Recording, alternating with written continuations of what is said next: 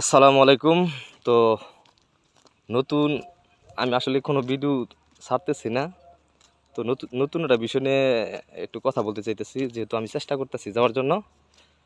তো রোমানিয়ায় যারা ভাবতেছেন যে রোমানিয়ায় যাবেন বা নিজেকে সেটেল করতে চান ইউরোপে, তো ইউরোপে সেটেল করতে হলে কিন্তু আহ, মানে ইউরোপের চাবি হলো, মানে মানুষ যা বলে সেটা হলো ইউরোপের চাবি হলো, যদি যেতে চান তাহলে রোমানিয়া সবচেয়ে ভালো হয়। তো রোমানে তো ভবিষ্যতে ইনশাল্লাহ যতটুকু শুনতেছি আমি আমি যেহেতু চেষ্টা করতেছি যে রোমানে অতি তাড়াতাড়ি সেনজেন মুক্ত হব। তো যারা যারা কাগজপত্র জমা দিতে চাইতেছেন যে রোমানে যাবেন, তাদের জন্য কিছু কথা বলবো। সেটা হলো যে আমি আমার মতো যেন কারো না হয়। আমি কিন্তু ভুয়া একটা এজেন্সিতে, মানে এই বিষয়ে এই রোমানিয়া বিষয়ে তাদের কোনো ধারণা নাই, কোনো জ্ঞান নাই, কোনো কিছু নাই, এরকম একটা এজেন্সিতে অন্য একটা লোকের মাধ্যমে টাকা জমা দিয়েছিলাম। আমি টাকা পয়সা সহ পাসপোর্ট সব কিছু জমা দিয়েছিলাম।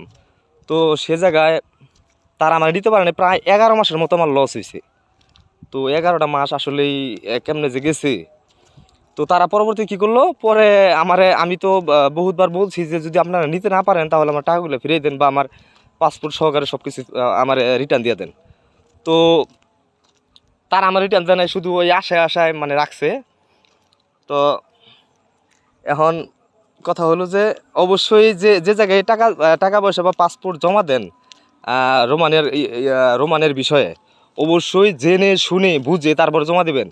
আর তাদের কাছ থেকে অবশ্যই তাদের সম্পর্কে অবশ্যই অবগত থাকতে হইব যে তারা কি ইতিপূর্বে তাদের এই বিষয়ে রোমানের বিষয়ে কী পরিমাণ ইয়ে আছে, মানে তারা কী পরিমাণ লোক পাঠাইছে, তাদের ওয়ার পারমিট আছে কিনা, বা কোনো ওয়ার পারমিটে কোনো সমস্যা আছে কিনা, বা ভুয়া ওয়ার পারমিট বা 2 নম্বর কিনা, সেটা অবশ্যই আপনাদের সবারই অবশ্যই লক্ষ্য রাখতে হইব, বুঝতে হইব, ভাবতে হইব, জানতে হইব। তো তারপরে আপনার কাগজপত্র জমা দিতে পারবেন। তো আমি তো চেষ্টা করছিলাম, 1 বছর লস খাইছি। পরবর্তীতে আমি প্রায় 2 মাস মানে মনটা আমার ভেঙে গেছিলো। তো পরবর্তীতে আমি আবার নতুন একটা এজেন্সির সন্ধান পাইছি। তো দেখলাম তাদের ব্যবহার দেখলাম, কথাবার্তা বললাম, অনেক ভালো, অনেক ভালো ভালো লোক তারা।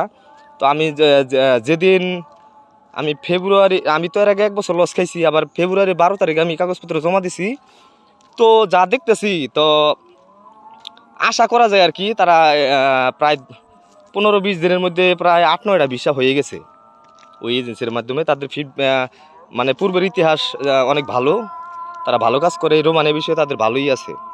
তো যারাই টাকা পয়সা জমা দিবেন বা পাসপোর্ট জমা দিবেন, ভালো এজেন্সির আছেন বা ভালো যাই কিছু করেন, ভেবে চিন্তা করবেন। কারণ আপনি মনে করবেন যে আমার টাকা ফিরিয়ে দিব, যেমন আমার টাকাগুলো কিন্তু ফিরিয়ে দিচ্ছে, কিন্তু আমার এই যে সময়টা 11 মাস সময় তারা কিন্তু ফিরিয়ে দিতে পারবো না। আমি কিন্তু ভালো কোনো এজেন্সি মাধ্যমে আমি যদি এতদিন মানে করতাম, সাবমিট করতাম আমার পেপারস, তো অতি তাড়াতাড়ি কিন্তু আমি মানে এতদিন কিন্তু আমি বাইরেই থাকতাম। তো এই যে সময়টা কিন্তু অতি মূল্যবান। সুতরাং যে যাই কিছু করেন একটু ভেবে চিন্তা করবেন। আর অবশ্যই যে এজেন্সিতে বা যে লোকের মাধ্যমে আপনি টাকা জমা দেন না কেন বা পাসপোর্ট আপনার ফাইলপত্র জমা দেন না কেন, অবশ্যই আপনাদেরকে আগে ওই সম্পর্কে, মানে তারা কাজ করছে কিনা, তাদের যে অতীতের ইতিহাস, এগুলা ঘাটতে হইব অবশ্যই। তারপরে আপনারা ফাইল সাবমিট করবেন। আর অবশ্যই একটা কথা মনে রাখবেন যে আপনার টাকা পাইলে কী হবো, আপনার সময়টা কিন্তু অতি মূল্যবান।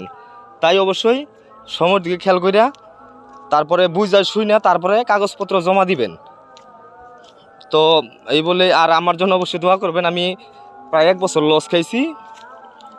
তো আপনারা অবশ্যই আমার জন্য দোয়া করবেন। যারা যাবেন তাদের জন্য আমার দোয়া রইল, আল্লাহ তাআলা যেন আপনাদের মনের আশা পূর্ণ করে। আর সবাই নামাজ কালাম পড়বেন, সবাই ভালো থাকবেন, সুন্দর থাকবেন, সুস্থ থাকবেন। পরবর্তী ভিডিওতে আবার দেখা হবে। আসসালামু আলাইকুম।